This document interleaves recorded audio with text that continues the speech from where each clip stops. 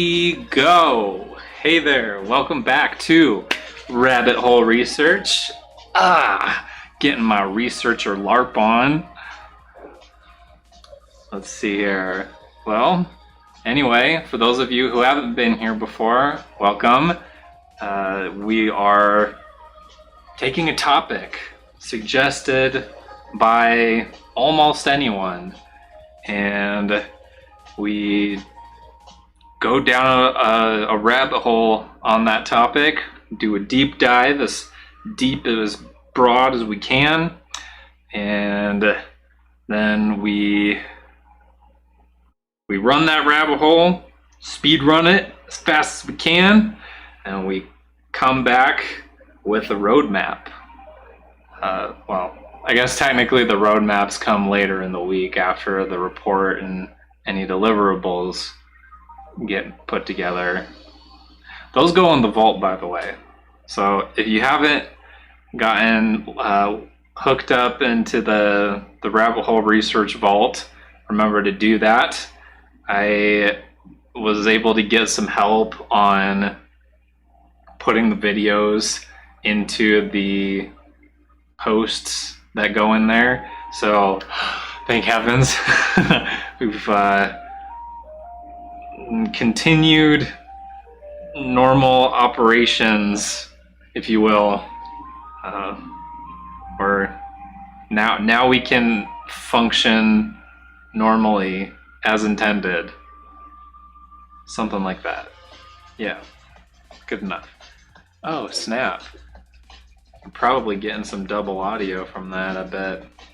Let me put my monitors in.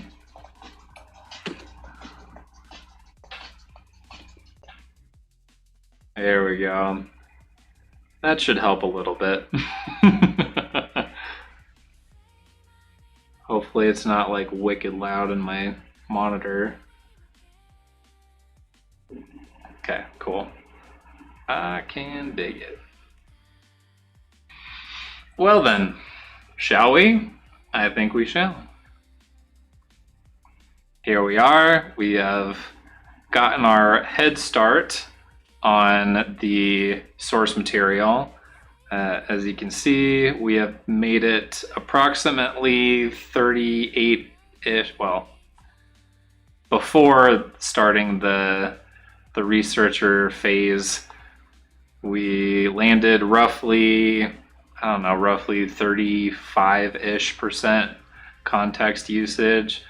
So we went through a lot in a relatively short span of time. Thank heavens, because I might be pulling some hair out otherwise. So as you can see, we've got plenty of source material to work with, more than what is even reasonable to begin with. But like I said, I like to hit this as broad and as relatively deep within each category as time allows. So if we move back down, okay. So our topic that our selected topic from the end of last week, if you didn't know, there was a request that we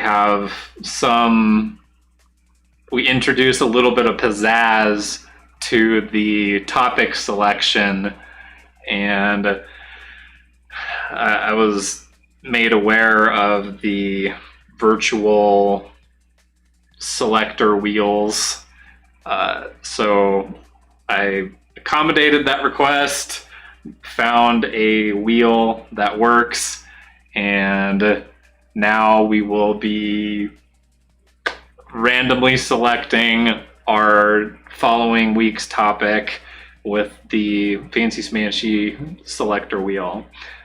So as you can see, the requested topic was simply Feng Shui noob. That's our topic that we're diving down today. Feng Shui noob. Okay, so the way that the researcher is understanding this was a request for understanding feng shui from a beginner's perspective, not implicitly demanding critical depth, or excuse me, one that does implicitly demand critical depth. It's not only how to, but also what is feng shui when examined through historical, scientific, and cultural lenses. This inquiry is interpretive and evaluative, requiring synthesis of historical causations, like how did this practice emerge, what to do, or what do its core texts mean as far as like interpretation, and also cultural impact, which is how it has traveled and transformed. So we got a first iteration here. It begins with a historical context. This first section is actually pretty interesting, so I'm going to read through most of this before we start just picking at pieces going forward. Ooh, I think I need to, well, I'll wait till we get to that. Okay, so the term feng shui literally means wind, water. This emerged from the Song dynasty between 960 and 1279 CE, Common Era. Though its conceptual roots extend far deeper, the foundational text from Guopu Zongshu Book of Burial from 300 CE established the core operating principle that's still cited today. Qi rides the wind and scatters, but is retained when encountering water.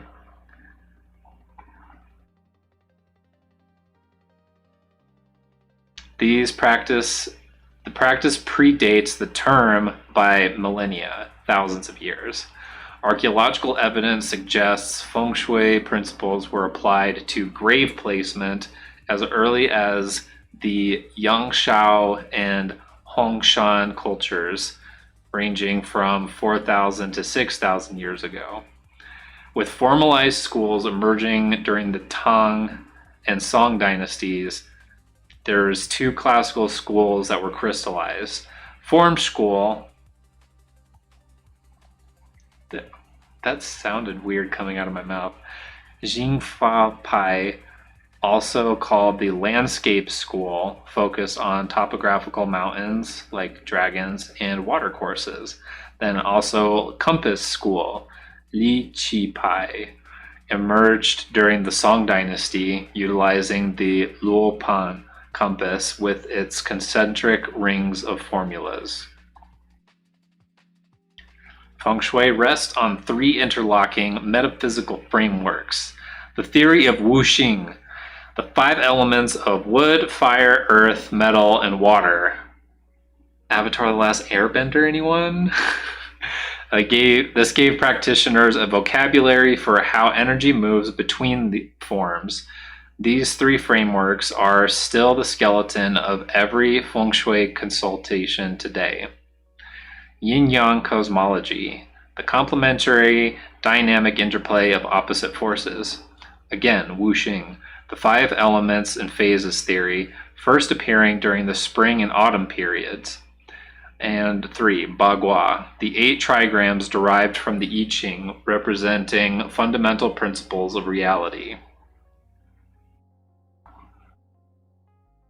From this periodization, the I Ching itself predates feng shui's formalization, with traditions attributing the trigrams to Fu Xi and the hexagrams to King Wen of Zhou.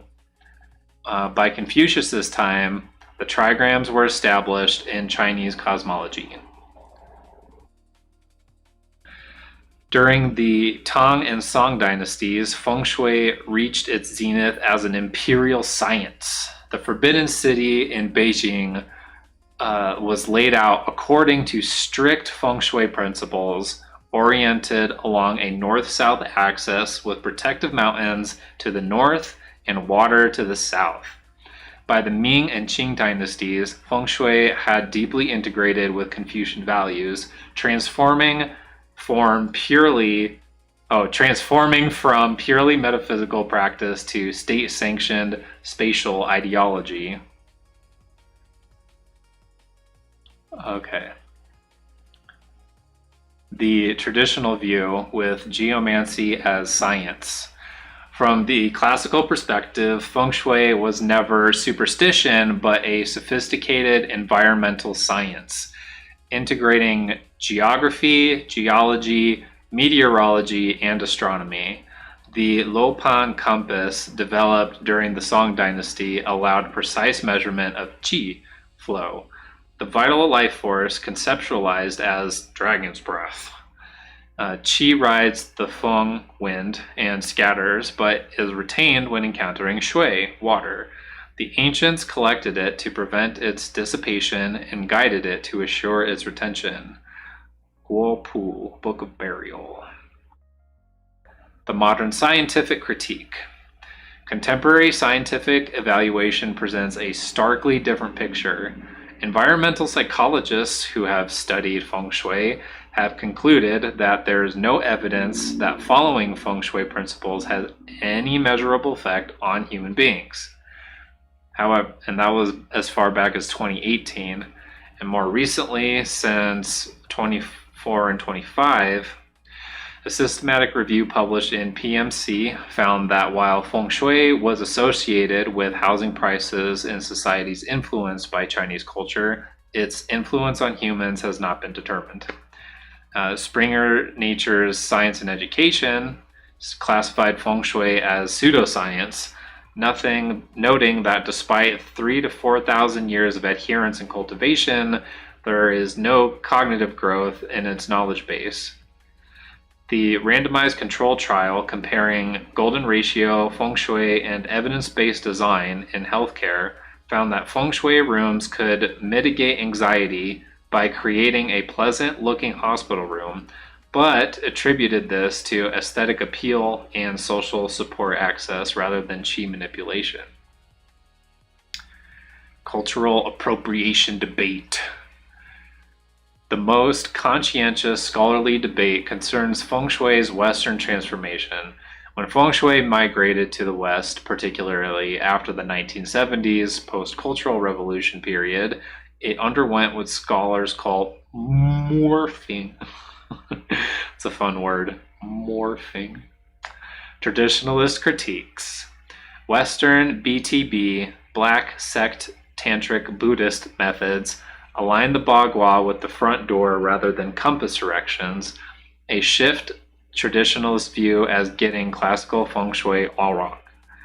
Critics charge that Feng Shui has been reinvented and commercialized by New Age entrepreneurs, with much traditional theory lost in translation, not given proper consideration, frowned upon, or scorned. Defense of adaptation. Some scholars argue that respectful application is possible if practitioners acknowledge origins, learn properly, and honor the cultural context. Evidence-based design advocates note significant overlap between Feng Shui principles and environmental psychology findings, particularly regarding natural light, views of nature, and spatial flow. The paradox of persistence. Feng Shui presents a fascinating epistemological puzzle. Why does a practice with no measurable empirical efficacy persist for millennia and experience modern revival? Recent data suggests several mechanisms. Economic value in real estate.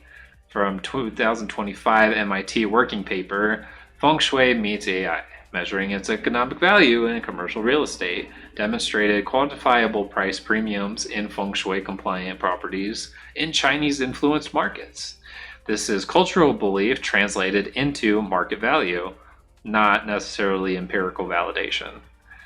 Integration with wellness architecture. Contemporary architects increasingly frame Feng Shui as the original green and wellness architecture, emphasizing its alignment with biophilic design principles.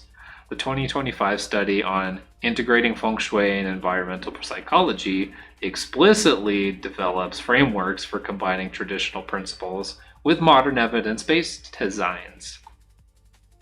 Cultural heritage status. In China, Feng Shui's status remains contested. While suppressed during the Cultural Revolution in the 1960s as old superstition, there are ongoing debates about whether to include it in China's intangible cultural heritage listings. Yikes. The McMindfulness critique. Scholars of religious studies and cultural criticism have identified Feng Shui as part of a broader pattern of spiritual bypassing and commodification. Amelia Hoffman's analysis argues that the commodification of practices like Feng Shui have created a type of spirituality that seems shallow and more of an accessory than anything. Recent research on Feng Shui stone consumption among Generation Z in Vietnam confirms this trend. Quality of happy life and social recognition value drive purchase intent, with Feng Shui objects functioning as lifestyle commodities, emphasizing personal empowerment.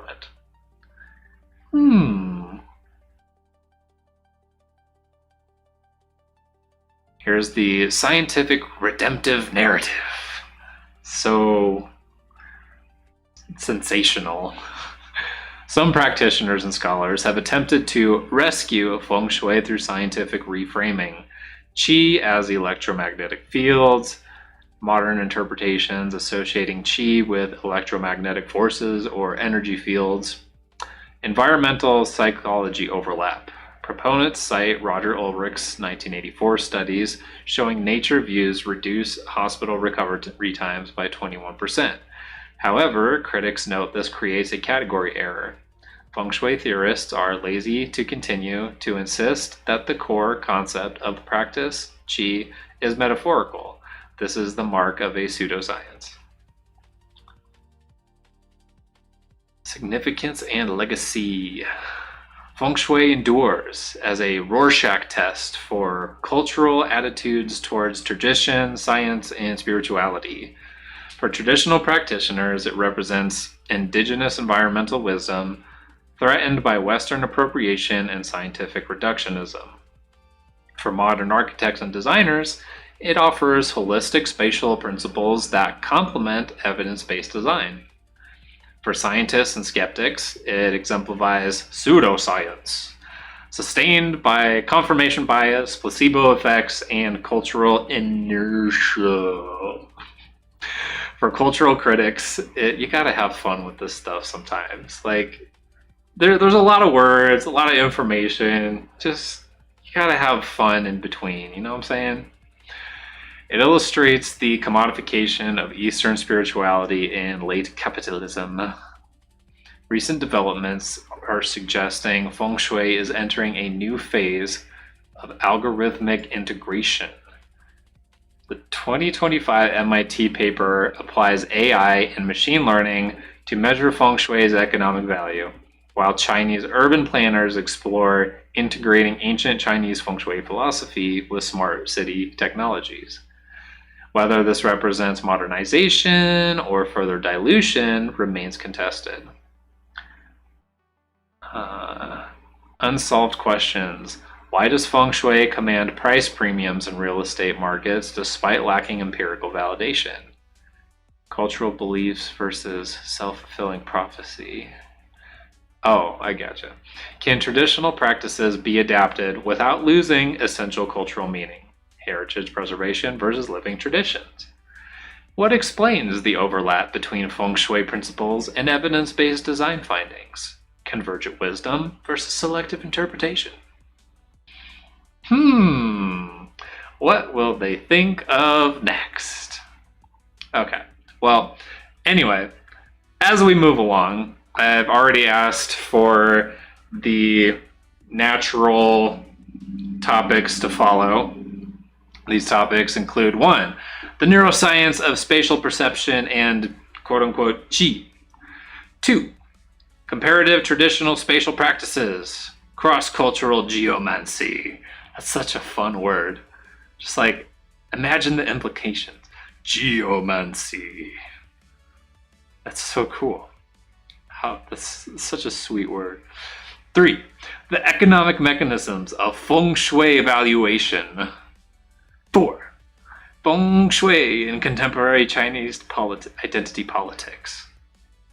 And then naturally, I asked for just very quick, very easy to pull from the subtopics for each of these additional categories, because this just happened to be a new thing to help move things along. So we're going to help the AI model do the think thing a little bit thinkier. Let me get a new text file opened up here so I can copy this bad boy over. Actually, I think I can do this without all of the extra. Yeah, buddy. There we go. We don't need all that markdown madness. Don't need all that markdown madness. Okay. Okay. Okay. Okay. Okay. Okay. Okay. Whew. All right. Let me get the. Hang on. I'm getting there. I'm getting there. Don't you worry. I'm getting there. Please unpack. Yeah. Okay. And then I think I might regret this, but I'm gonna do it anyway. We're just gonna lock and load all of these. Pack. Just for S's and G's. Just for S's and G's. We're gonna do it anyway. We're gonna do it anyway. And while that's going on, I think I need me an intermission. Yeah. All right. You know what time it is? That's right. That's right. It's intermission time. Guess what that means? That means I'm gonna read you my fun little script that I feel kind of proud of putting together. I might be the only dork on the internet that likes reading his own referral people scripts, but hey, I'm digging it, so I'm gonna do it. All right. Let me just make sure that we're looking at the right screen here. It looks like we are. So if you're ready, I'm ready. Wait, did I say that backwards? I'm ready if you're ready. Okay. Anyway, ladies and gentlemen, I present to you Impact Health. I'm gonna say something that might sound a little bit crazy. I can actually afford my healthcare nowadays. Not like afford it, you know, like you have to pay for something or you have to not pay for something and you have to like squeeze the budget real tight to make all that work. No, like I can actually afford it now. So Impact Health Sharing, although it's not explicitly insurance, it is a 501c3 community with members who share medical costs together. No middlemen, no profit-driven bureaucracy. You can see where your money's going, see who you're helping. So whenever I pay monthly, it's literally like 4.2 times less than what I was quoted elsewhere. Nuts. But here's what surprises me the most. No network restrictions. I can see almost any doctor that I want to. Almost any. It's so great. I don't have to worry about, oh, I'm sorry, we don't take that. Actually, speaking of not taking that, That's what you might be thinking, but the front desk lady might tell you something like that. But what I've learned is that Impact Health pays their providers in less than 1 month. And believe you me, doctors really like that. So when that front desk person gives you that look, you can just ask them politely, tell them politely, inform them politely. This is a health sharing plan. Would you mind using the EDI payer ID on the back of my card? And just watch what happens. It's like magic.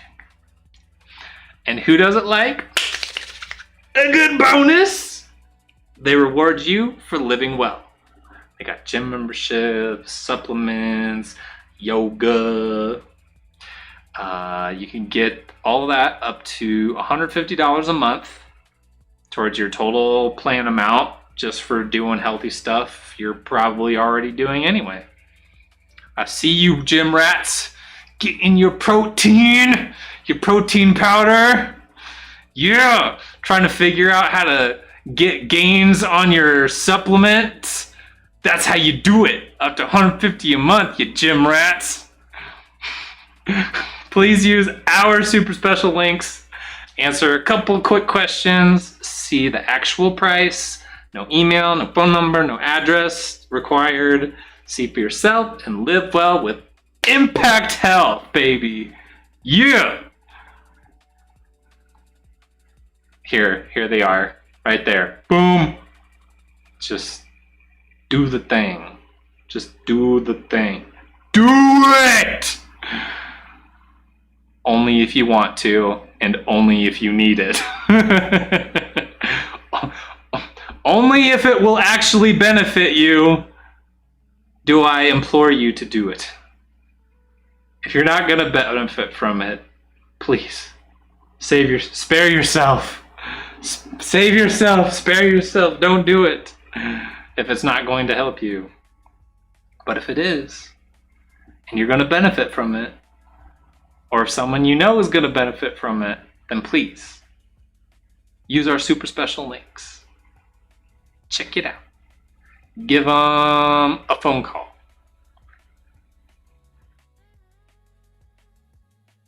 Yeah.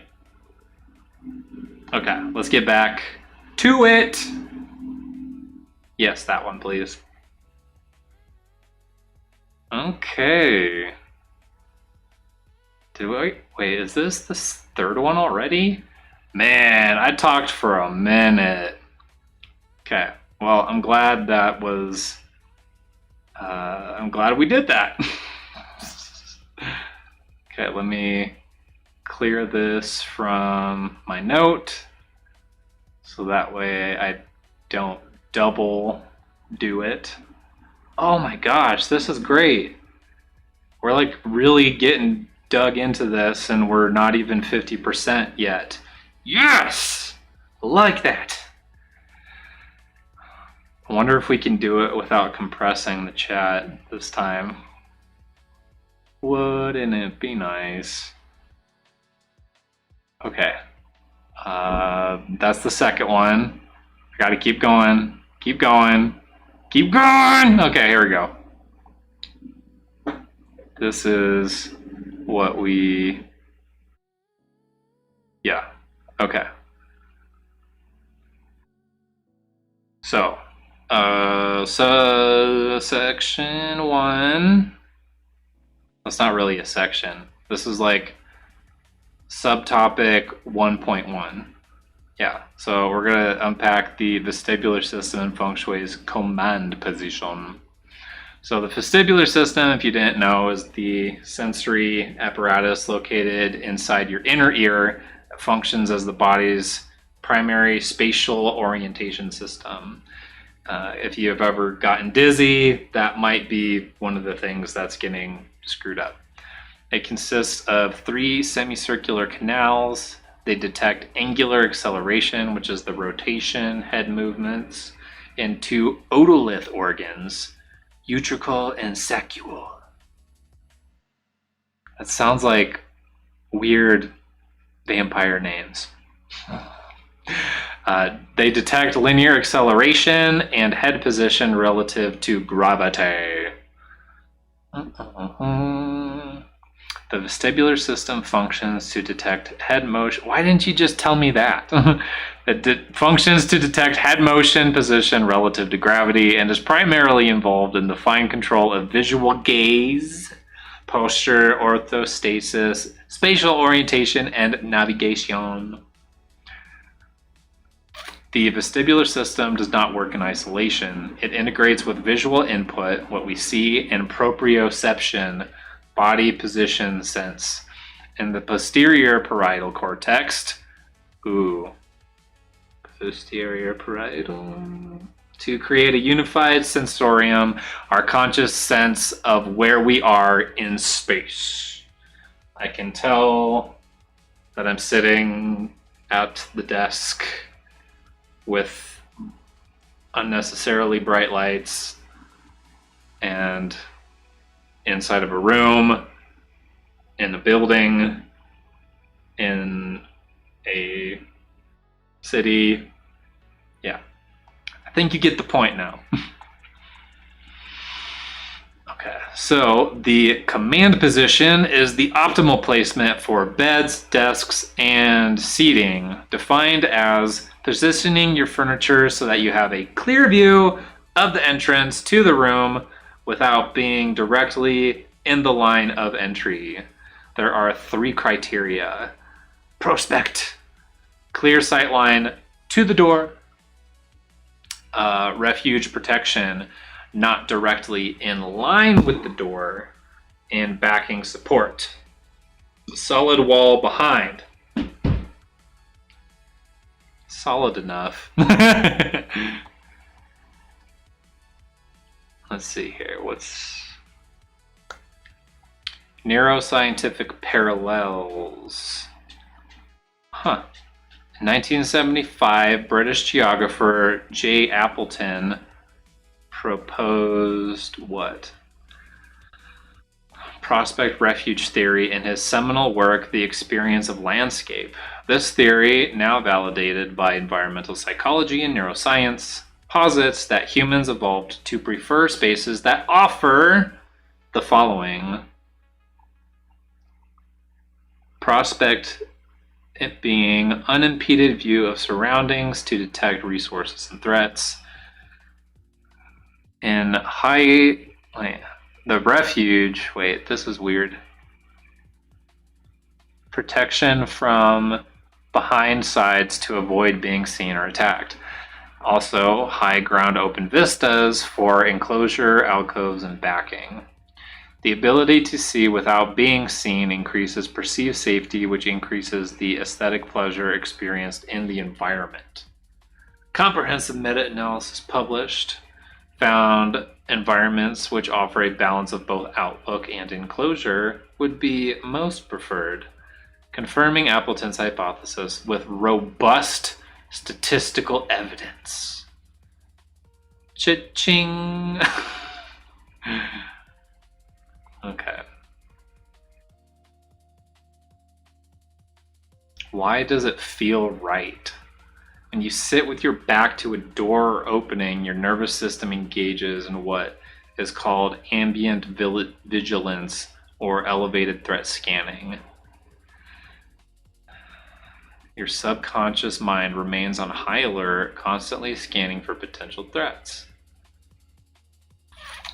The vestibular visual integration problem tells you you are stationary. The visual input tells you you cannot see half of your spatial environment, and your proprioceptive input tells you your back is exposed.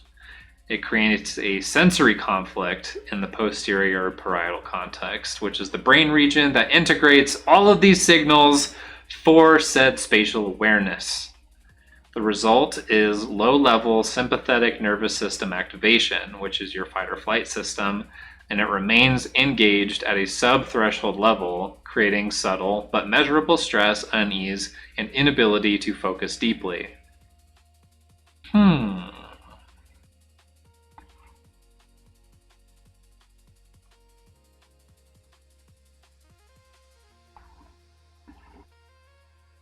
We're going to skip some of this because it's not 100% necessary to read everything. And some of this is going to end up in the report anyway. I'm certain of it.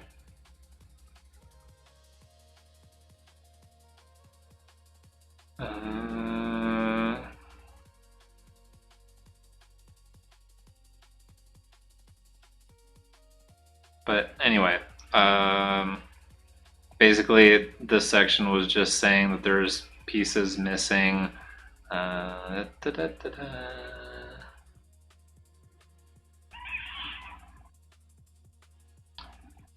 vestibular system offers a testable, falsifiable pathway for understanding Feng Shui's experiential effects. The necessary research program would wait, we're not doing that. We're not taking this to the next level.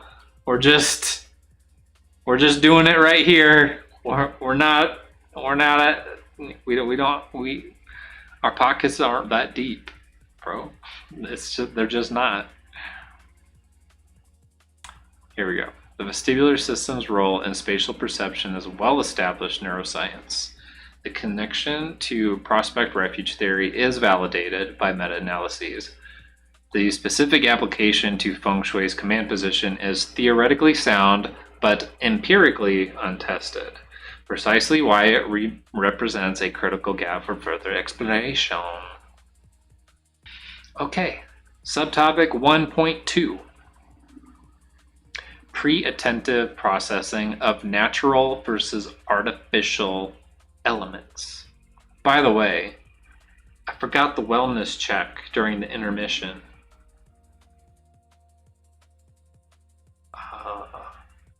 Make sure that you drink,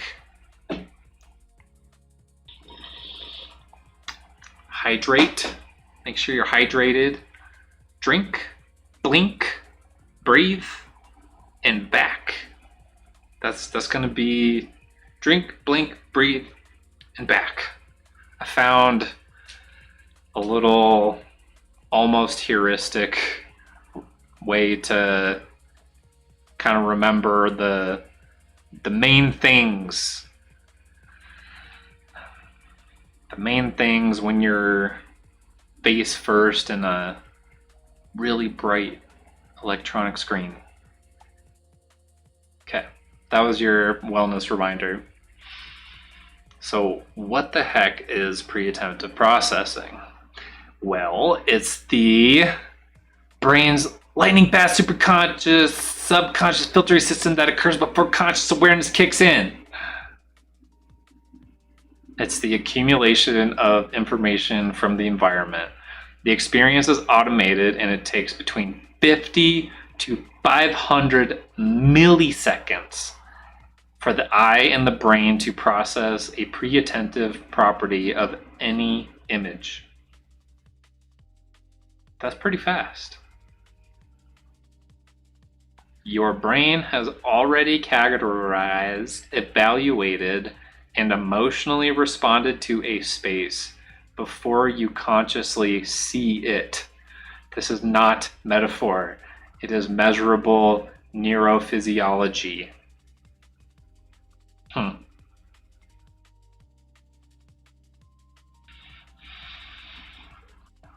The traditional claim is that these elements balance chi or harmonize energy. The neuroscientific hypothesis is that they trigger distinct pre-attentive neural signatures that synthetic materials fail to replicate.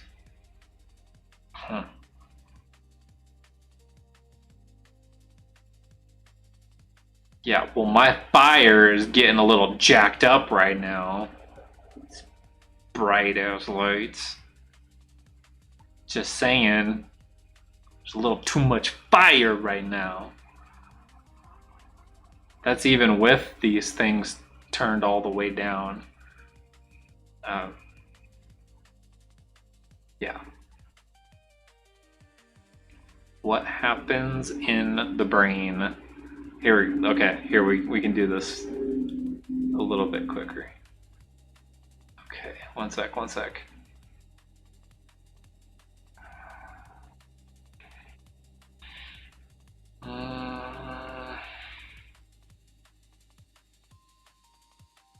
Okay. Yeah, we can do this.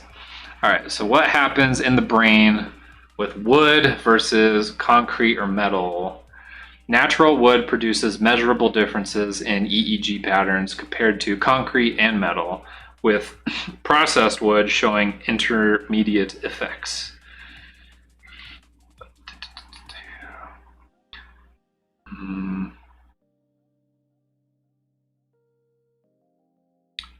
Traditional Feng Shui warns against too much of any one element. Excess wood creates aggressive energy.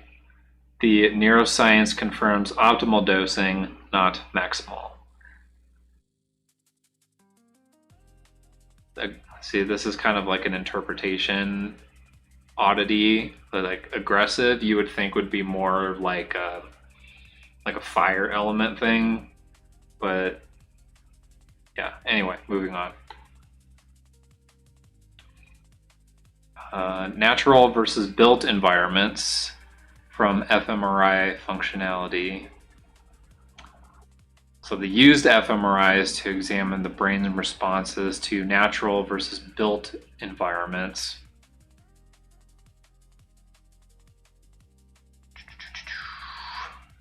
So natural environments showed reduced activity in stress-related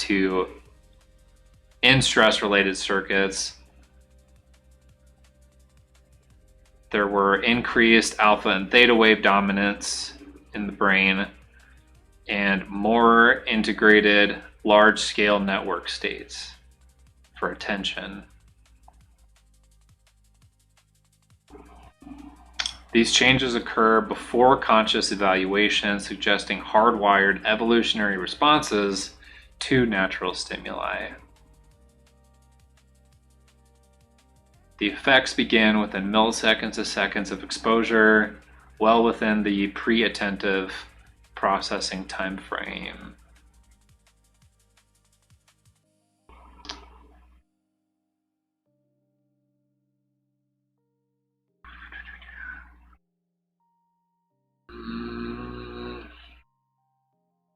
Traditional Feng Shui insists on living materials, real plants, natural wood, while the neuroscience suggests perceptual fidelity may matter more than material authenticity, though this remains debated. So basically, fake wood is better than no wood. But if you can real wood, it is debatably better than fake wood. It's kind of the point, the punchline, if you will.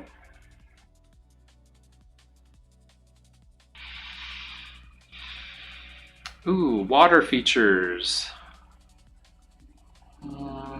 Feng Shui emphasizes flowing water, like fountains and streams, for activating wealth energy. The neuroscientific correlate may involve negative ion release, auditory masking, and visual movement. No direct neuroimaging studies on Feng Shui water features specifically. Mechanism is hypothesized based on general biophilic design research. It was implied.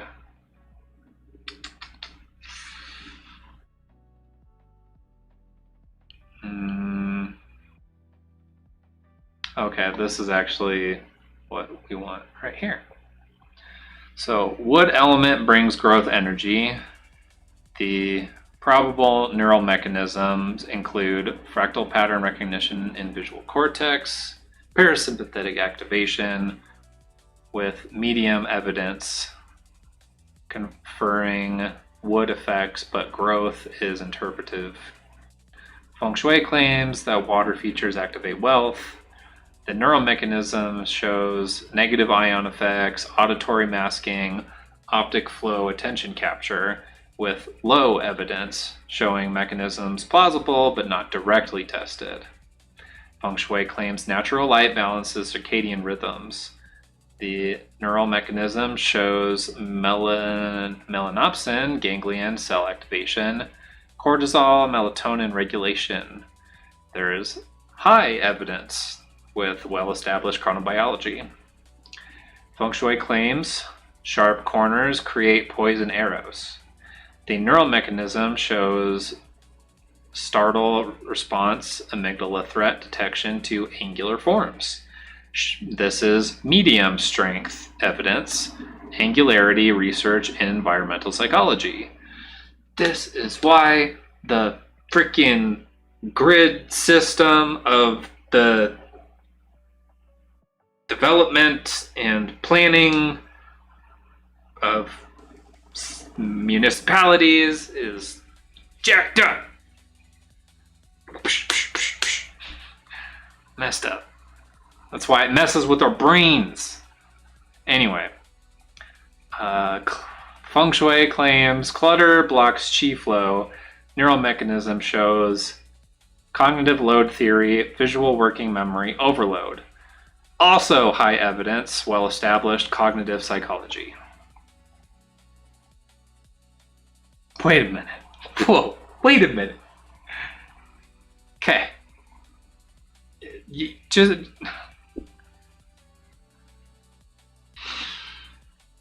All I'm going to say is please refer to session 005.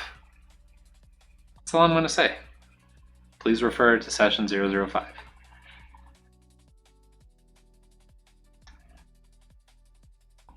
The emerging synthesis suggests that Feng Shui's emphasis on natural element materials exploits evolved neural preferences for the types of environments that supported human survival. Awesome.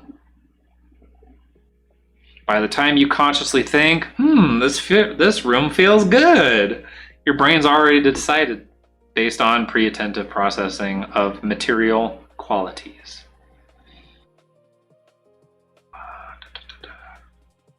This does not validate qi as a metaphysical force. It does, however, provide a materialist explanation for why Feng Shui's material prescriptions might quote-unquote work.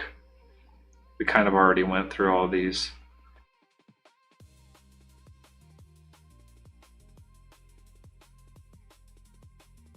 Blah, blah, blah, more of the same. Okay. Moving on to subtopic 1.3, cortisol and spatial anxiety. Cortisol, if you were not already aware, is a glucocorticoid hormone, that was a mouthful, produced by the adrenal cortex that serves as the primary biomarker of physiological stress response. It operates on two measurable timescales. Salivary cortisol, minutes to hours, which is acute, and it captures momentary stress spikes and reactivity. Hair cortisol, weeks to months, which is chronic, showing cumulative stress burden over time.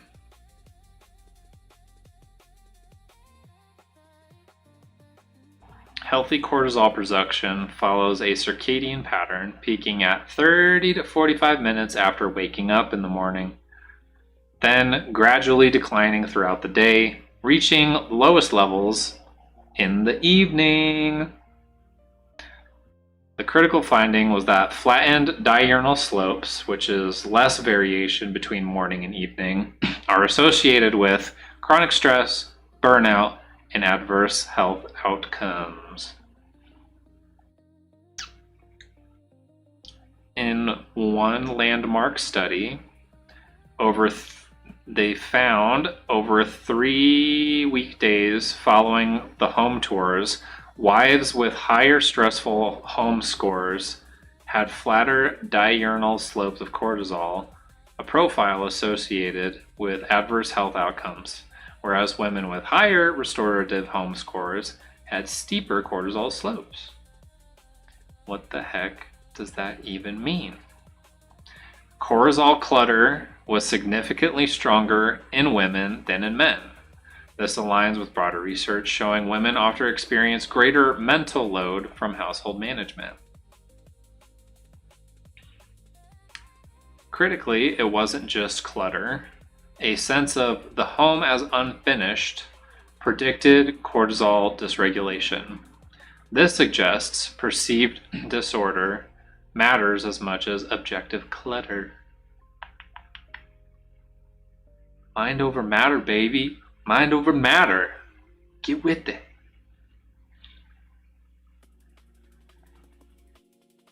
Let's see here.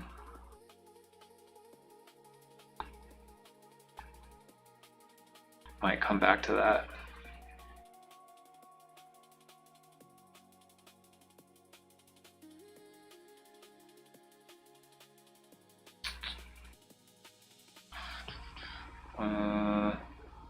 Two, three, four. The synthesis toward a biometric Feng Shui. Convergent evidence includes clutter equals cortisol, leads to cortisol dysregulation. Natural environments leads to cortisol reduction. Feng Shui prescribes decluttering plus natural elements plus harmonious arrangement. Hypothesis being that Feng Shui optimized spaces should show measurable cortisol profiles consistent with reduced chronic stress. Flattened slopes in cluttered spaces, steeper, aka healthy slopes in harmonious spaces.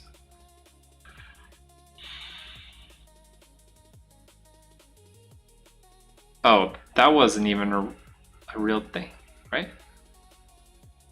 No, it is.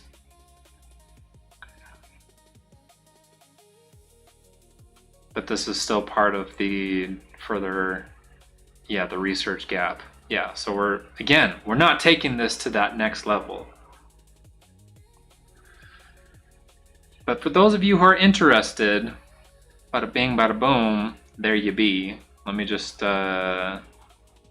can pause in 2, 3. You can pause in 2, 3. There you go. Okay. So wrapping up subsection 1. The cortisol research validates the experimental core of Feng Shui's clutter warnings without requiring the belief in Qi. The mechanisms are neuroendocrine, not metaphysical. A cluttered house can cause a spike in the stress hormone cortisol, and this effect is more pronounced in women than in men. Moving from correlational studies of cluttered homes associated with cortisol dysregulation to interventional studies, Feng Shui optimization causing cortical normalization would provide empirical grounding for traditional practices, which would be nice. Okay, I really didn't have to read that. I've been had. All right, we're going to move on to the next ones. Okay.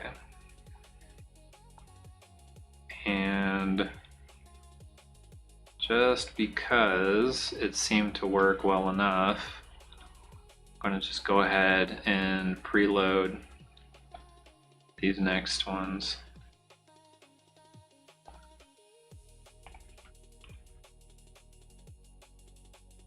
Okay. Now, this is gonna be a little janky, but we can do it. We can get through this. We don't have to let it. I mean, there's gonna be a little cognitive friction. There's gonna be a little bit, but we can do it. We'll make it. Vastu Shastra versus Feng Shui. A comparative analysis. Wow.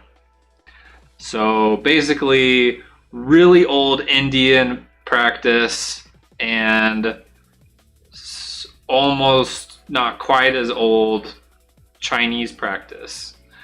Both represent Asia's most sophisticated architectural cosmologies. Both are systems that integrate sacred geometry, directional orientation, and elemental theory into built environment design. Both aim to harmonize human habitation with cosmic forces. Their ontological foundations, geometric expressions, and directional logics diverge significantly.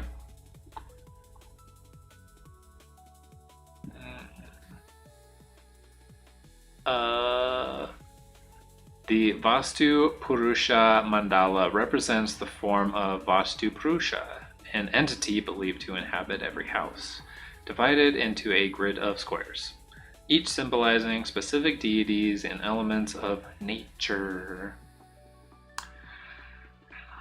With the head pointing northeast and the feet pointing southwest, and the grid serves as the architectural blueprint for any construction. Each square of the mandala is governed by a deity representing aspects of life, creating a microcosmic map of cosmic order. Feng Shui's sacred geometry centers around the Bagua, 8 trigrams arranged in an octagonal or square grid, representing fundamental principles of reality. Key difference is that while Vastu Purusha mandala is anthropomorphic, there's the friction. Here. Oh wow, that's a wake-up call. The Bagua is cosmomorphic, representing natural phenomena and cosmic forces.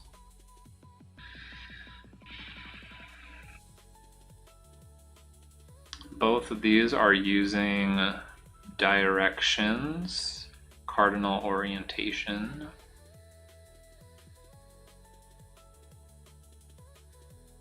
Feng Shui exhibits greater directional flexibility depending on the school.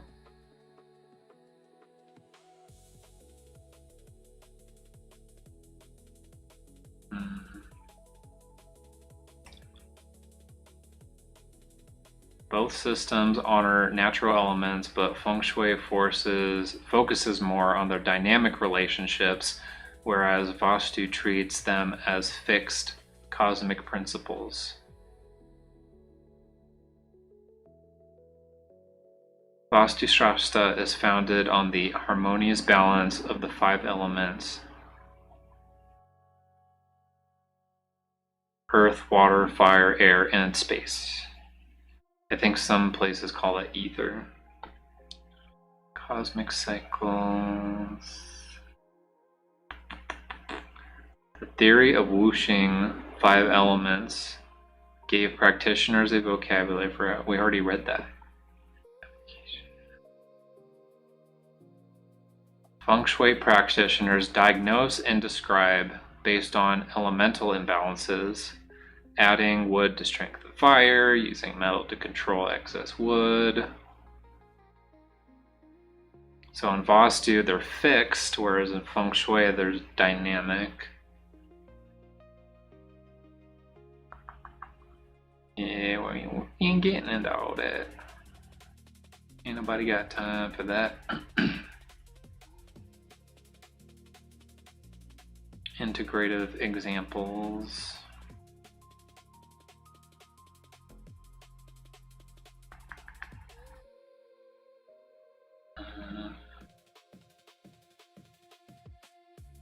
Okay, well, we're just gonna rely on this ending section here.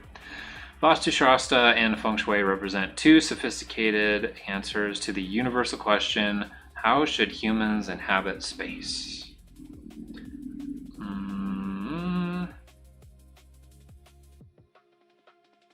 The core metaphor for Vastu is a cosmic body pinned to the earth. In Feng Shui, its energy flow through the landscape. In For geometry in Vastu is a square grid of 8 by 8 or 9 by 9. Feng Shui has an octagonal, circular, or the Bagua. The orientation in Vastu is absolute cardinal, where Feng Shui is contextual and relative. Elements in Vastu are fixed cosmic substances, where in Feng Shui they are dynamic transformative forces. The theology in Vastu is from Hindu deities. Son of a biscuit!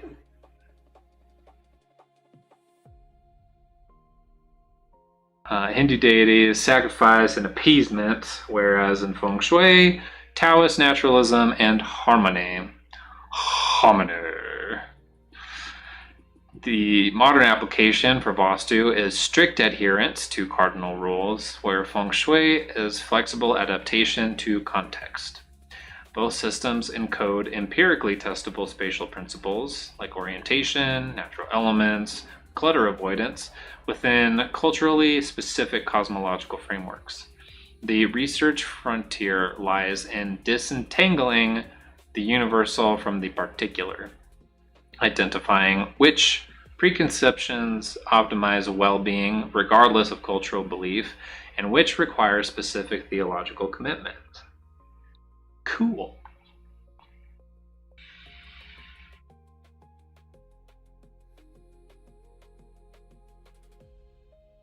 And this is subsection 2.1, 2.2, 2.2. Yeah, this is 2.2. European geomantic traditions, ley lines, and sacred geometry. While Feng Shui and Vastu are often treated as uniquely Eastern phenomena, Europe possesses equally ancient and sophisticated traditions of sacred landscape geometry, telluric energy mapping, and architectural orientation. Though these have been fragmented, suppressed, or occulted by Christianization and Enlightenment rationalism. The European geometric traditions encompass pre-Christian megalith alignments like Stonehenge and Cursus monuments, medieval church orientation with solar alignment and patron saint dedications, ley line systems identified by Alfred Watkins in 1921, but rooted in older folk knowledge, telluric current networks from Hartmann lines, Curry lines, and dowsing traditions. Whoa.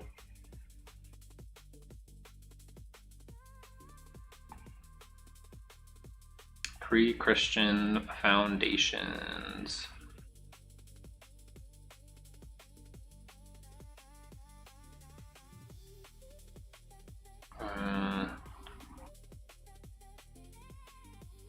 The theological implication is that these alignments suggest a pan-European solar cult, with Stonehenge functioning as a temple to the sun, not merely astronomical observation, but sacred architecture integrating cosmic and terrestrial energies.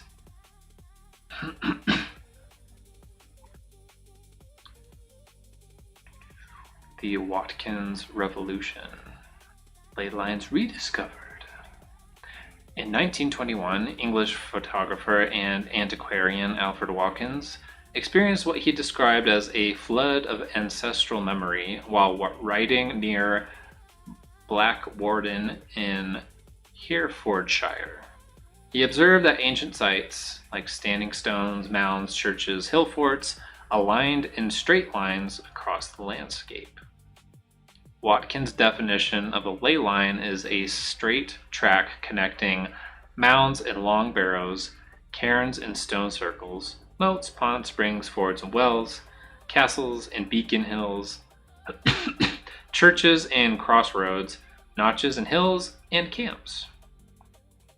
He arranged 51 churches on the OS map of Andover into 29 3-point lays, 8 4-point lays, and 1 5-point lay. That's not helpful.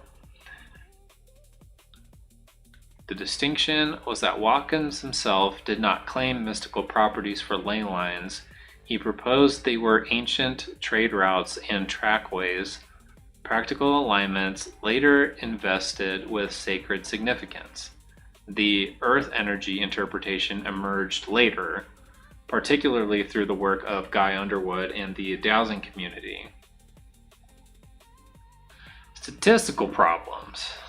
Skeptics critique, given enough points on a map, random alignments will inevitably occur by chance. The null hypothesis is that ley lines are apophenia, pattern recognition where none exists.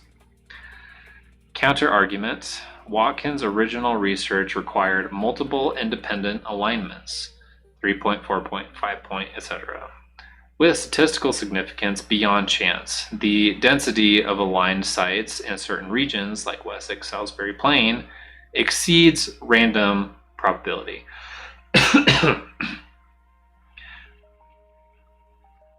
Oh, medium confidence level. Oh, for the original trade route and low for energy. Got it. The St. Michael line, or Sword of St. Michael, is the most extensively documented ley line in Europe, running northeast to southwest across the continent. If you draw a line on a map linking several sites dedicated to St. Michael, it runs from Skilling Michael on Ireland's Atlantic coast across Europe to Mount Carmel in Israel.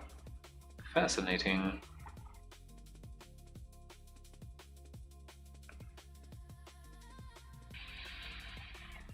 Christians began erecting chapels on the male serpent line dedicated to St. Michael. On the more curving female line, often near water or holy wells, Mary chapels went up on former sites of his consort, the goddess. The Michael-Mary duality encodes solar, male active, and lunar, female receptive energies, mirroring the Yin-Yang of Feng Shui, or the Purusha Prakriti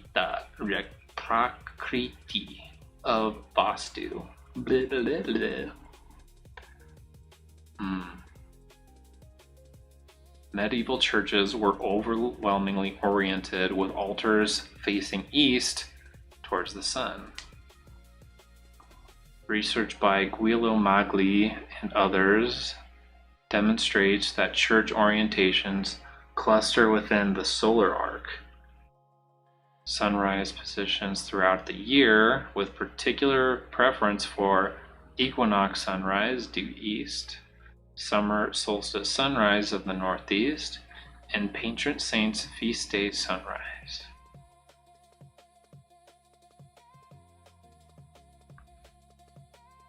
The magnetic compass hypothesis, if true, medieval builders were aware of magnetic north and its distinction from true north, showing sophisticated geophysical knowledge.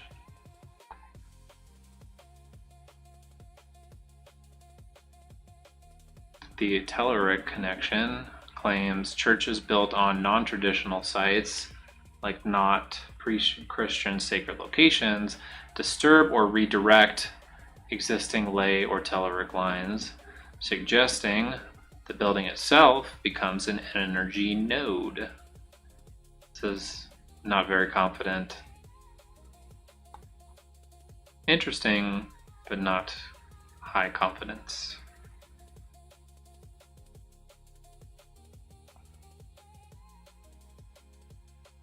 Oofta.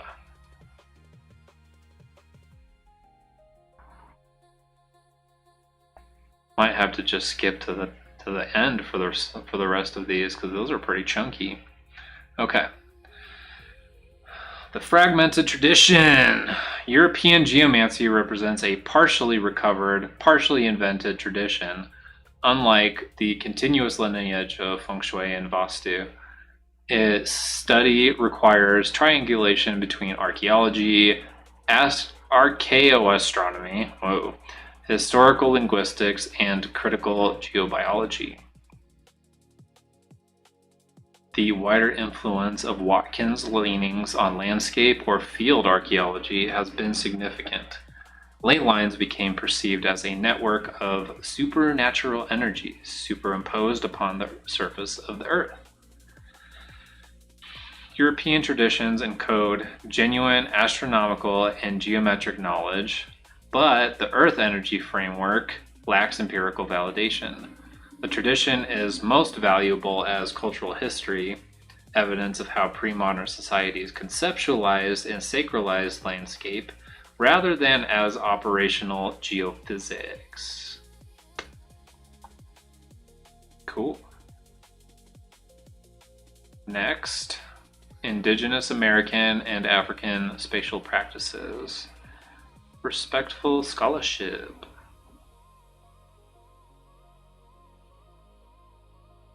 These are living traditions, no homogenization, and intellectual sovereignty.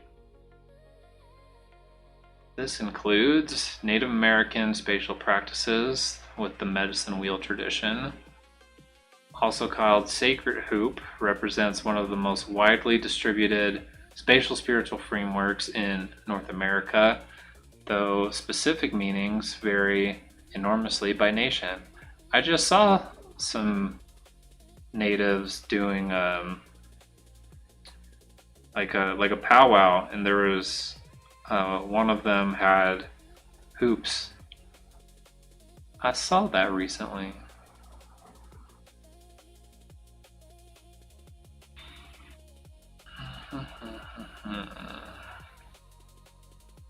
African spatial practices, including fractal geometry and social organization. African traditional architecture reveals sophisticated mathematical principles that differ fundamentally from European or Asian traditions. They often follow fractal principles, where similar patterns are repeated at different scales. African fractals are recursive, self-similar patterns in settlement layouts, textiles, and art that reflect both aesthetic and functional logic.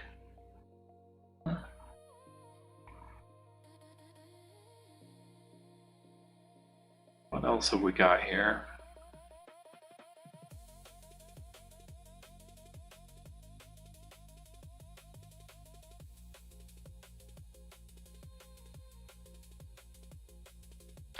Pluralistic understanding. The spatial traditions of Indigenous American and African peoples demonstrate that geomancy is not a single universal practice, but a category containing radically different ontologies. In Feng Shui, their core metaphor is energy flow, showing dynamic balance and elemental relationship. Vastu how do you say that? Vastu claims cosmic body through Purusha, showing cardinal orientation in hierarchical space. Native Americans claim sacred circle and hoop, showing cyclical time, reciprocal relationship with place. African fractals claim self-similar scaling. Wow. Self-similar scaling social organization encoded in spatial recursion. Just trying to say that 5 times fast. Don't try to assimilate these traditions into a universal geomantic theory, but document, respect, and learn from the fundamentally different ways of knowing and inhabiting space. Knowledge is not restricted to one school of thought. Hawaiian proverb. Interesting. Okay, moving on to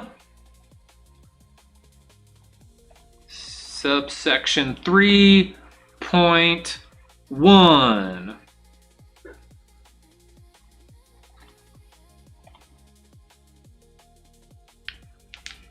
It's doing the think thing. Da da da da da da da da da da da da da da da da. Okay, while it's doing the thing, I'm gonna do a check thing. Oh, hey, look at that. Got a first time chatter. Thank you, first time chatter, for popping in.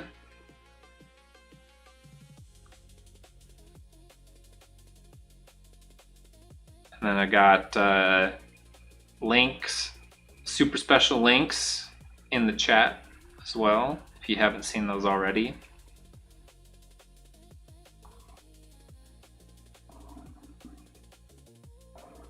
Okay. Self-fulfilling prophecy effects in Feng Shui real estate markets. In real estate economics, a self-fulfilling prophecy occurs when buyer expectations about future prices become realized through behavior driven by those expectations. The feedback loop involves belief formation into a demand shift, into price premium, into validation, into reinforcement.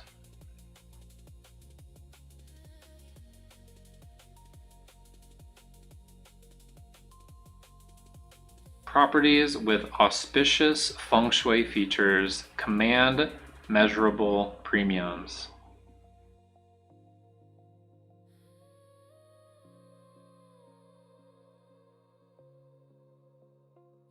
Even non-believers pay premiums because they anticipate future buyer demand. Also a pure self-fulfilling prophecy.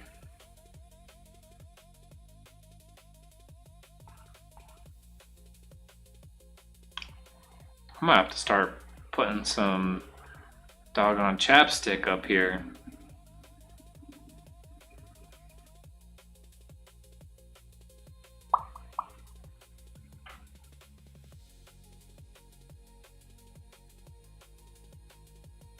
Here we go.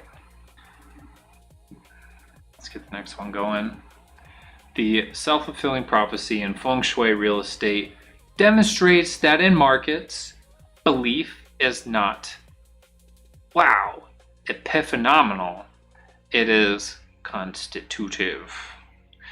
When enough people believe a property is valuable, it becomes valuable regardless of objective qualities. If that were to occur, a self-fulfilling prophecy would be possible. Buyers could accept that homes are expensive and pay the rising prices, which could spur house inflation. What is unknown is whether Feng Shui premiums represent rational adaptation to genuine spatial qualities like light, airflow, psychological comfort, a rational bubble sustained only by continued belief, or social coordination with signaling cultural identity, facilitating community formation.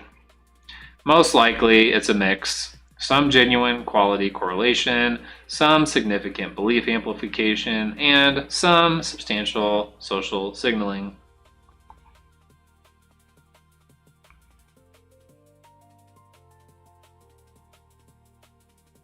Oof. There it is. Woof, there it is.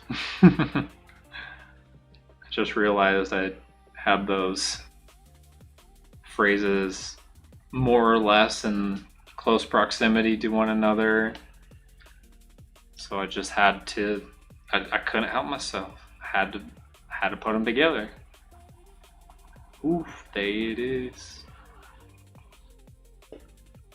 Dang. Okay. Unless you just filled it recently, if your water bottle isn't already empty by now, because it's 9 o'clock, then that's the wrong answer.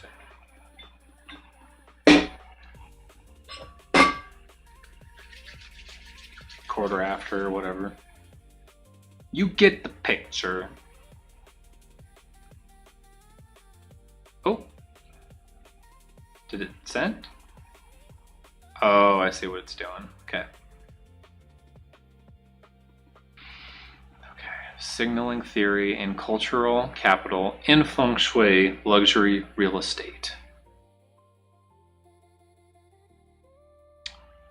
Thorstein Veblen in 1899, introduced conspicuous consumption, the display of wealth through wasteful expenditure.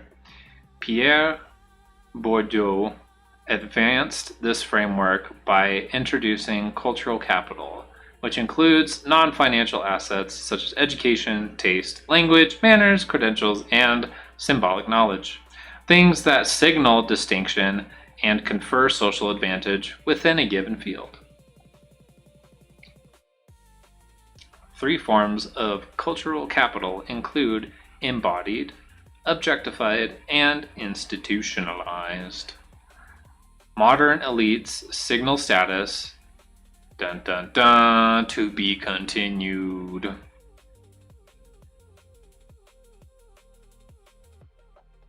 They signal status not merely through wealth display, as Veblen put it, but through cultural sophistication, as Bourdieu put it, the ability to navigate complex symbolic systems.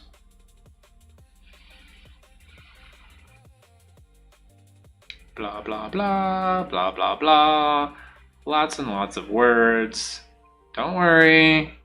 We'll try to cram it into the report for you. Conclusion.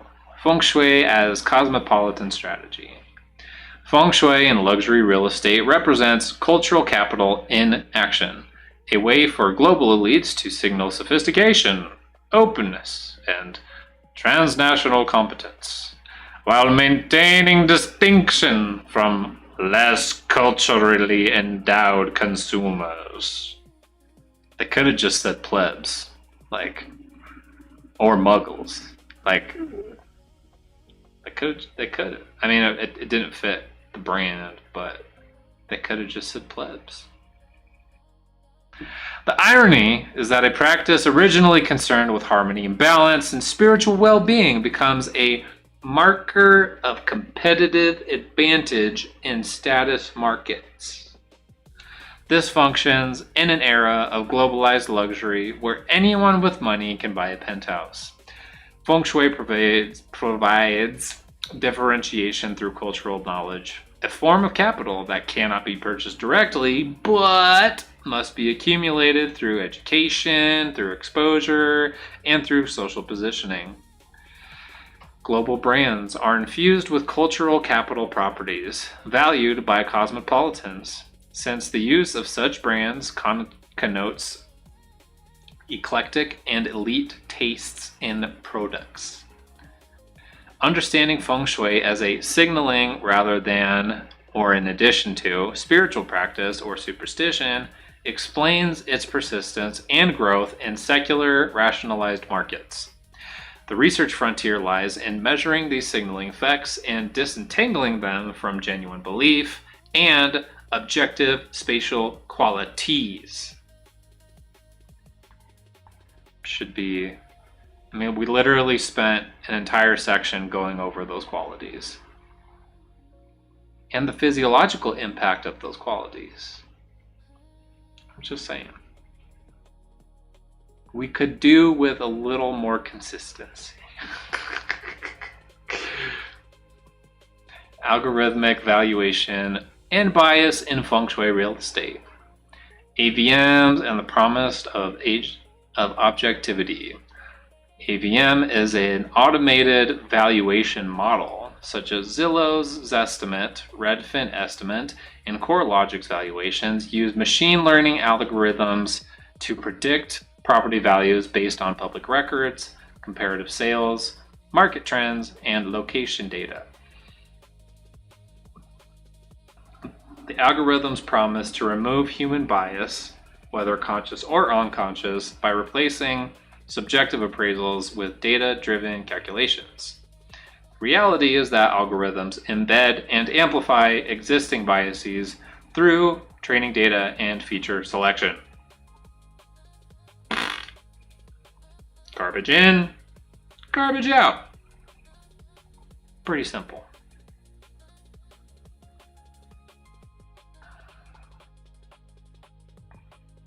I'm gonna have to start getting me some doggone coconut water or something, because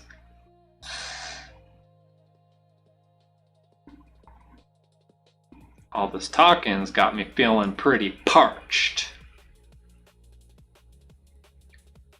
The limits of algorithmic objectivity. One sec.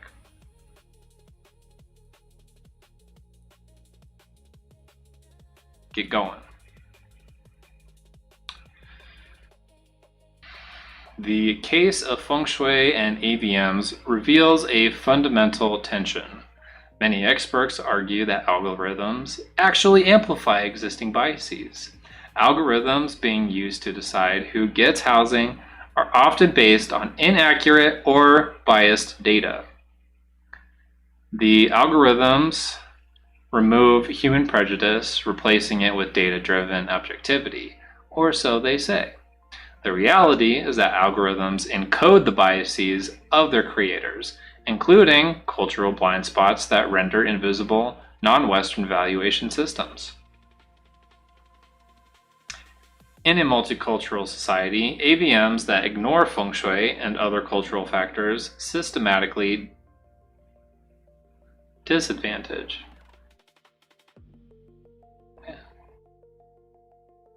They systematically disadvantage the sellers of Feng Shui compliant properties, buyers relying on algorithmic guidance, and communities where cultural valuation factors are significant.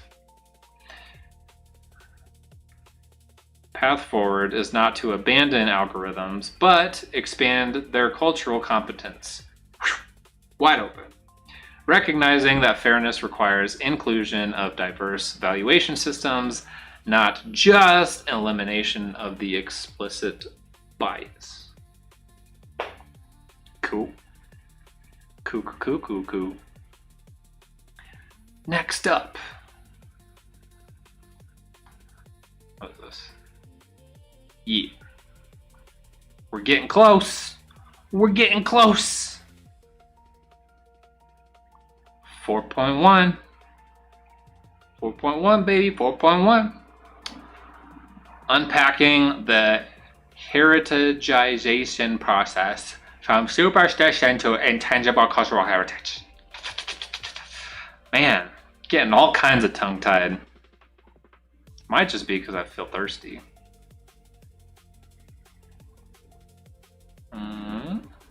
Heritage as political construction.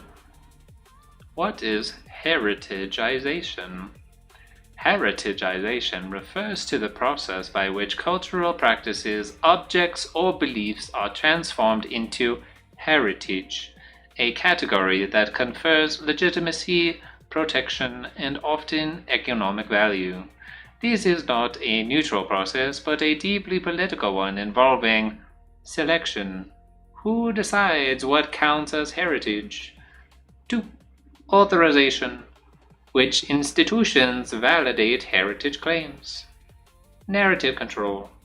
Whose interpretation becomes dominant? In addressing the legitimacy issues surrounding folk beliefs in contemporary Chinese society, in addition to the paths of religiousization, associating with officially recognized religions such as Taoism or Buddhism, and folklorization. There's a lot of izations going on. There is now a new path of cultural heritization, yet more ization, leading to the emergency of belief type, whatever ICH is.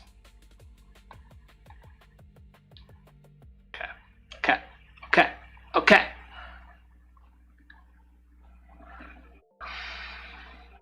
In conclusion, heritage as a controlled resurrection. The heritization of Feng Shui represents not liberation, but controlled resurrection. The state permits Feng Shui to return to public life, but only in sanitized forms that serve nationalist narratives, tourism development, and soft power projection. The heritization of cultural politics leading to the emergence of belief type.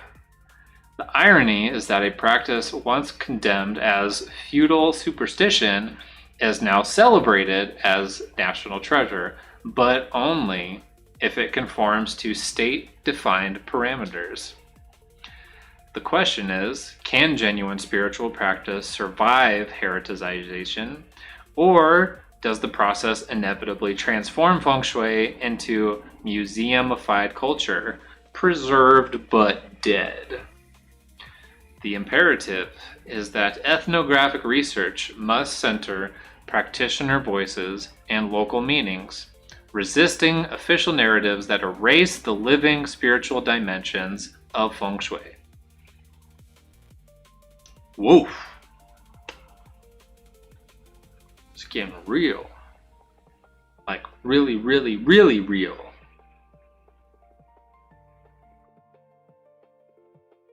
Oh yeah, I should have done that a little sooner, shouldn't I? Well, that's fine. We'll just let it do the think thing.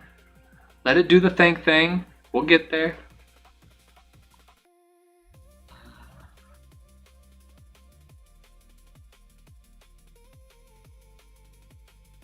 Yeah, I mean, we could do we could do an intermission if you want. If you want to do an intermission, we can do an intermission. That's not a problem.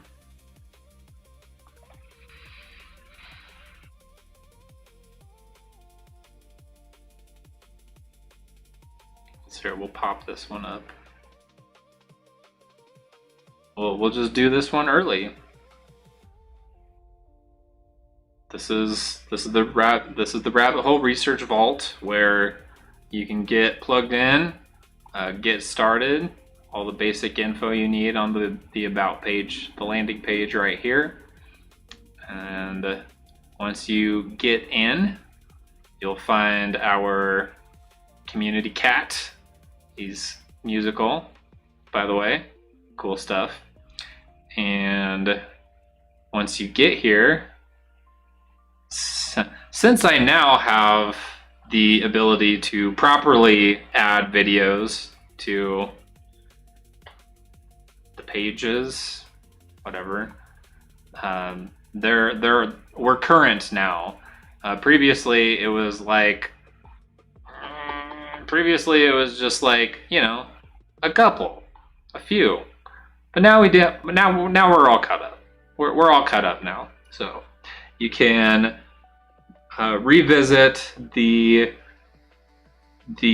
report readings that were previewed in the previous weeks. This was purely done by the request of so there was a request made because of accessibility type things to have not just the written document, but also like audio and visual representation. So we've accommodated, we've adjusted, so you can watch and or listen to the report reading, or you can just read it. You got options now. That is now a thing. It's not a thing, but it is now a thing.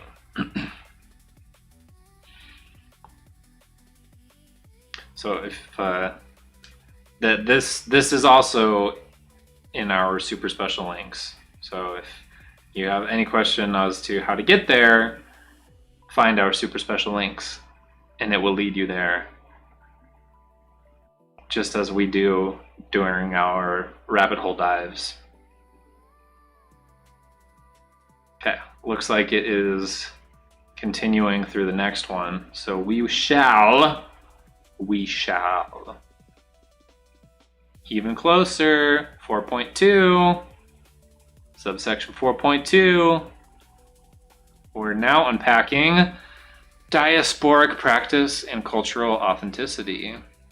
What is authentic Feng Shui?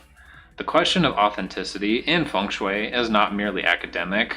It is politically charged, economically consequential, and emotionally resonant for practitioners and clients across the Chinese-speaking world and beyond.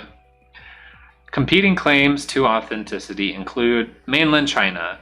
We have the ancient texts, the historical continuity, the empirical traditions. In Taiwan, we preserved what the Cultural Revolution destroyed. In Hong Kong, we practiced openly while it was banned on the mainland. Chinese diaspora, we maintain tradition in foreign lands unpolluted by political interference. When the Cultural Revolution was wreaking havoc in the PRC, the ROC government initiated a cultural renaissance movement, which portrayed Taiwan as symbol and keeper of traditional and authentic Chinese culture. Maybe it's because I'm just talking too fast. I mean, there's a lot of words that kind of mix and cross over each other, but that's not the main point. I think the tongue-tied is just coming from trying to talk too fast. I'm gonna try and just like slow down.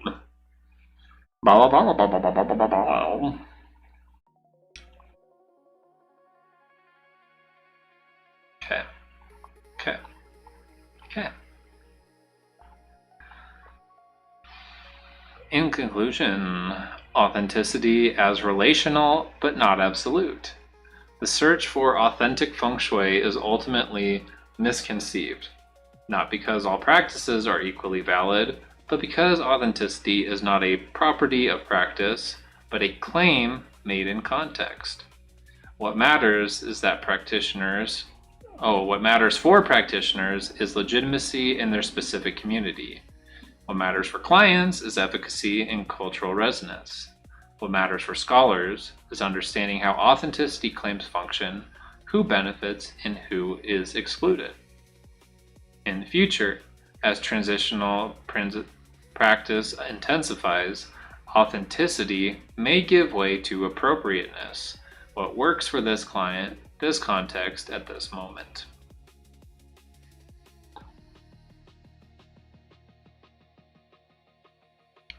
And last, but certainly not least,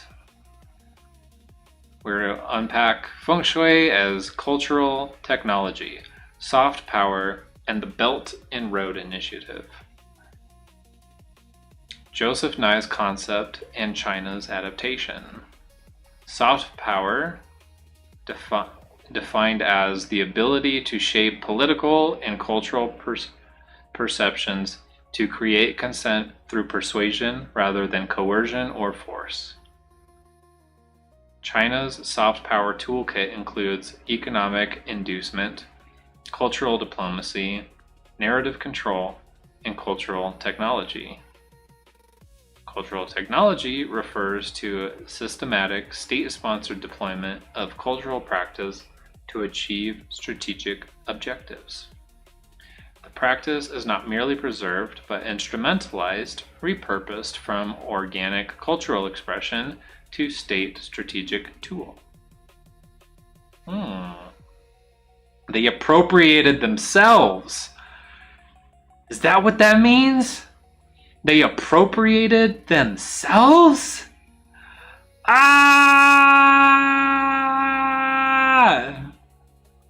Bunch of weirdos. Pragmatism. Here we go. And in final conclusion, Feng Shui as a strategic asset. The deployment of Feng Shui as cultural technology represents sophisticated... You want me to read it as Confucius? In final conclusion, Feng Shui as strategic asset. The deployment of Feng Shui as cultural technology represents sophisticated soft power strategy.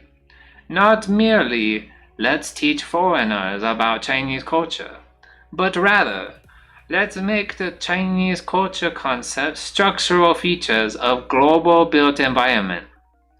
The vision. A world where Chinese architecture is not exotic other, but default standard, where Feng Shui principles are as unremarkable as right-angle construction or solar orientation. The question is this: cultural imperialism, imposing Chinese concepts, or cultural contribution, enriching global design vocabulary. The scholarly task is to document the deployment, analyze the reception, assess the effects, without assuming either malevolent intent or benign contribution. And that, as they say, is that. Woo, doggy. I feel beyond parched. I'm for real about that coconut water thing, though. Maybe I should try what's the other one? Watermelon water. Coconut water, watermelon water. Maybe I'll just mix that stuff together and just double it up like a rock star. Just coconut water, watermelon water, and just glug glug glug glug glug glug glug glug. Just through a fire hose. Going to rehydrate myself through a fire hose with mixed coconut watermelon water. Just don't mind me. Don't mind me. Just being an uber goober. Just being an uber goober. Alright, well, typically at the end of the session, I would return to showcasing the Rabbit Hole Research Vault. However, we've done that. If in the odd occurrence that you would happen to be just tuning in, I'll just show this to you. So, ladies and gentlemen, the Rabbit Hole Research Vault. Thank you. Thank you very much. You can find the links in the chat, in the description, on the channel, places everywhere. Links. Places everywhere. There are links. You can find it. It's there. I promise you. No joshing around. Oh yeah. Thanks again to the first time chatter popping in. Cool beans. Thank you to the handful of people catching the live streams. Thank you to the roughly almost dozen people watching the replays. Let's see here. What comes next? All right, so this is the rabbit hole. Next, we'll be piecing together the roadmap for you. That will include the report. It will include a deliverable. I don't know. I think we might try doing some kind of like how, not kind of a how-to, but just like a basic how-to, because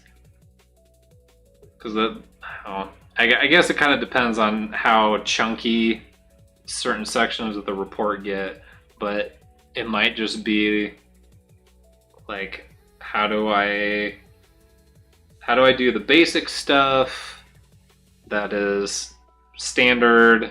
How do I get the environmental and neurobiological benefits from it? So it might be semi-sterile in terms of like for the sake of practicality. Yeah, I think that'll be the kind of the basis of what we do for the deliverable. And might end up morphing it based on what some of the output is. Yeah, I think it'll be a good place to start. It's not exactly how it'll turn out, but that'll be roughly how it pans out. 'Cause I don't know about you, but I'm not an interior designer, and I feel better. Like, I've had Feng Shui assignment, arrangement, whatever it's called. So, like, I feel pretty good when I come home. I feel pretty good being at home. Yeah, I've been plenty of places where I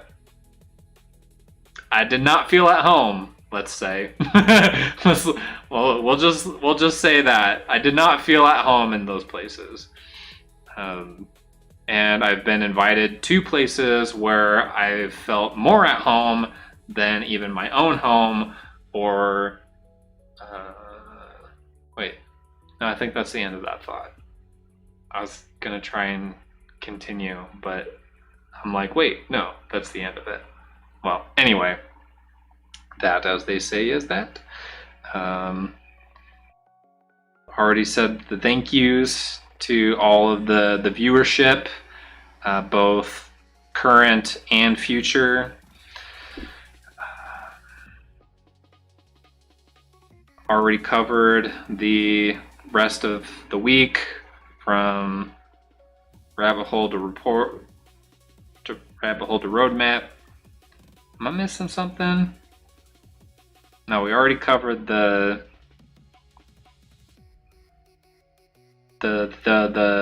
vault. I think we're good. We're gonna wrap up now. So thank you again, everybody. Have yourselves a good rest of your week, and we'll see you later for the roadmap and the the preview, the report reading preview. Jumbles in my mouth when I try to formulate the words and put them out of my mouth. Anyway, we'll see you later for the report reading later this week. Have yourselves a good rest of your night, good rest of your week. We'll catch you later.